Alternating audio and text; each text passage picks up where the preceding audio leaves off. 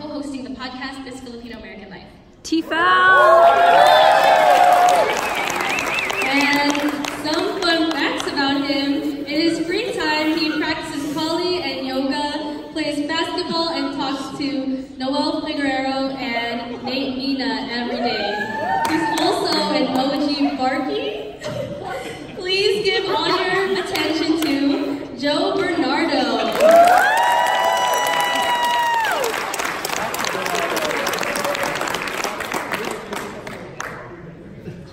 Ay, tangina. I live an hour and a half away. And it took me, what, 4 hours to get here? So, glad I made it. So, the last time I spoke at Corin Pavilion, I was crying on stage during P-Grad. Right? I was like, Mommy, Daddy, I love you so much! Thank you to the organizers of this event. Thank you for inviting me here. Thank you to all the alumni who built KP, who strengthened KP. And of course, thank you to Joe Sabado, right there, for still being here after all these years, helping to groom the new KP generation. Can't wait to see you perform at the 50th annual UCSB. So I attended UCSB from 1997 to 2001. So needless to say, KP was my life during those 4 years. It meant so much to me now, and still means so much to me today. And I'm sure it means so much to all of you here today. So let me ask you a question. How many of you were born in the 90s? How many of you were born after 1997? Oh my God!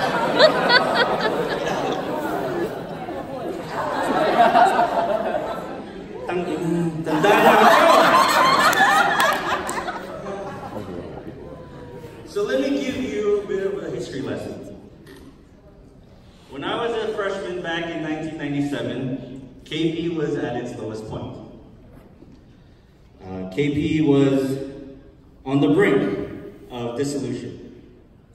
KP's president, who unbeknownst to many, dropped out of school, stole money from the organization, and left Santa Barbara altogether, never to be heard from again.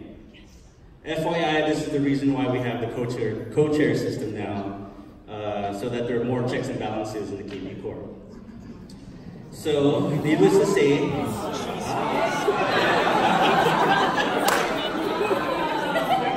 before there was president, then vice president, now there's no chairs. Right? So, KP was in major debt. An astounding $800.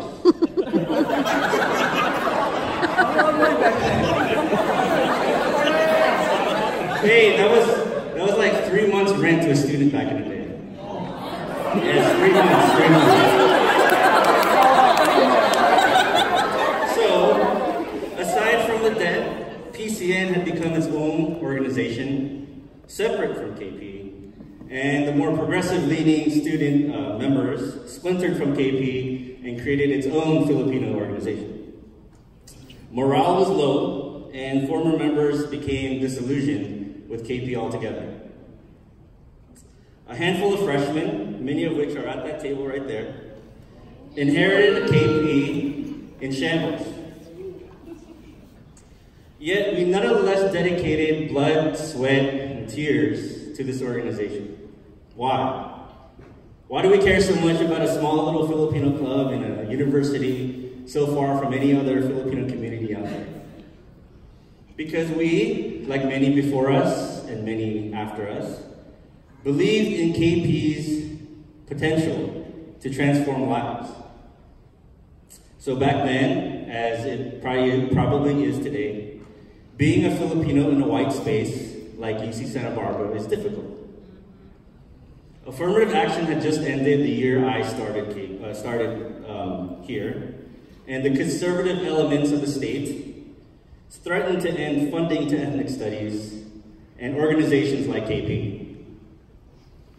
Yet the club was the sole link to our history and our culture that we never got growing up. KP was a safe space where we didn't have to hide our cultural nuances. It was a space where we weren't asked, where are you really from? Or why do you have Spanish last names? Or, hey bro, how come you don't surf? Instead, in KP, we were asked, yo, what's the cheese? Cheese mix. Yes, cheese.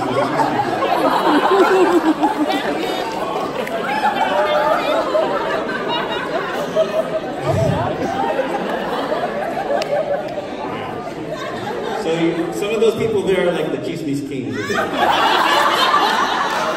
Anyway. KP was welcome to LGBT folks, multi-ethnic folks, and folks from other ethnicities who wanted to be Filipino.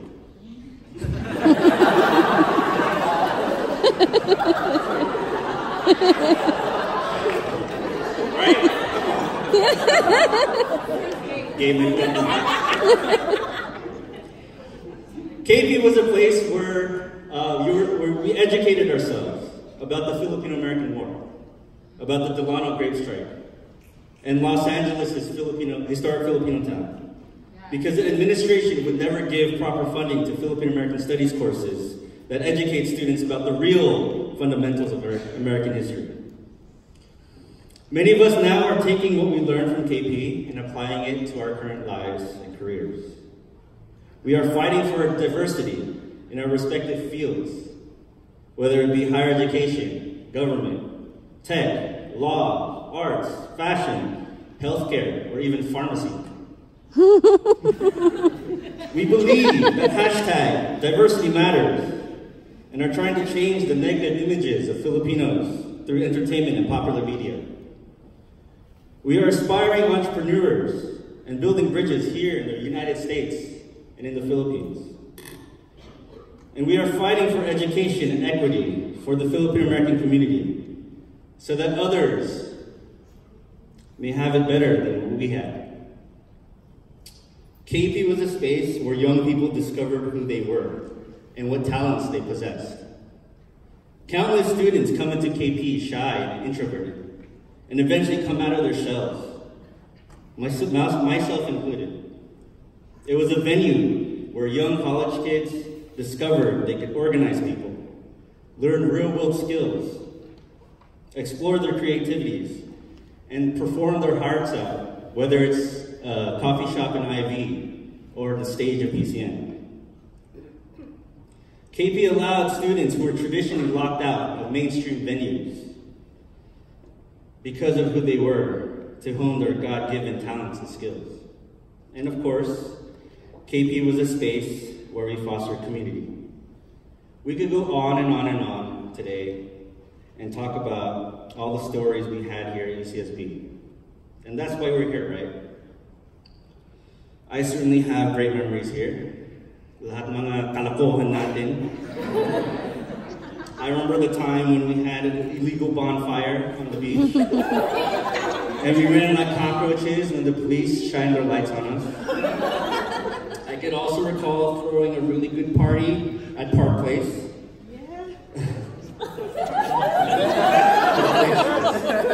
In the pouring rain like it was today, right after the police raided an apartment above us,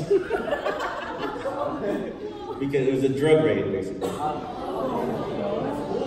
And of course, who can forget the time we almost burned down Campbell Hall because some idiot thought it was a good idea to light fireworks during PCN.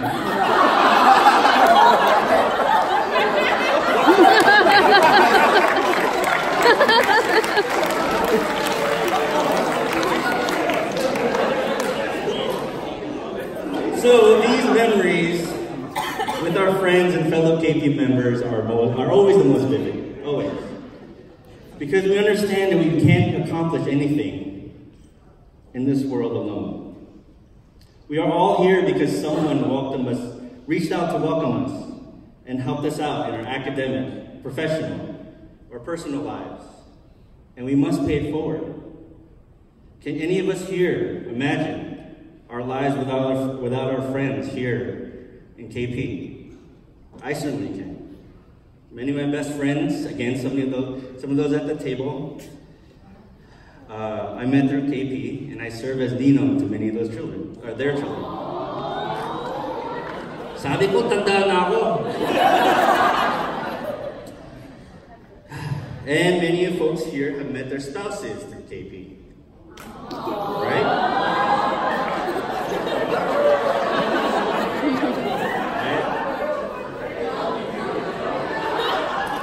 Not me, because I got called Kuya all the time.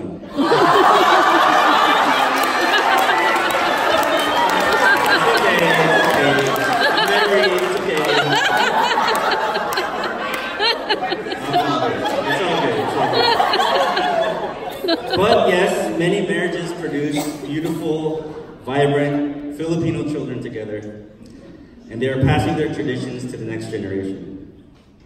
So all of us here have great memories of UCSB and a club called Kapatirang Pilipino. And many of us have gone on to accomplish such great things in our careers and our families. The moments I mentioned here are just a few from my generation of KP. And I'm sure you all share similar memories, similar stories, and similar accomplishments. So why did we revive KP back in 1997 when the club was at its low point? Because we did what any of us here today would do. We believe. We believe in our history. We believe in our community. We believe in our people. But most of all, we believe that KP has the potential to transform lives. And transform lives it did. Thank you.